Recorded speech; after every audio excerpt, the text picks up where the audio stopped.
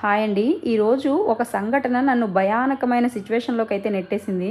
ఈరోజు బయట నాకు కొంచెం పని ఉందని చెప్పేసి వెళ్ళేటప్పుడు చెప్పులు వేసుకెళ్ళాను. కొంచెం ముందుకు నడవగానే చెప్పులు ఎందుకులే షూ వేసుకుందామని చెప్పేసి వెనక్కి వచ్చి షూ అయితే వేసుకున్నాను. వెనక్కి వచ్చి చెప్పులు వదిలేసి షూ ఎందుకు వేసుకున్నానో అప్పుడు నాకు అర్థం కాలేదు. ఇగో ఈ షూనే.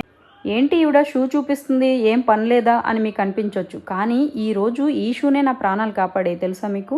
ఒకవేళ నేను వెనక్కి చెప్పులు వదిలేసి షూ వేసుకోలేకుండా ఉండుంటే ఈ రోజు నా ప్రాణాలకే రిస్క్ వచ్చినేమో.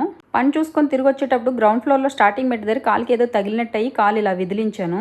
కాలు విదిలించే టైంలో షూ పైనుంచి షూ లోపల ఉన్న బొటల్ వెయిన్ కి ఏదో గుద్దినట్టుగా అనిపించింది.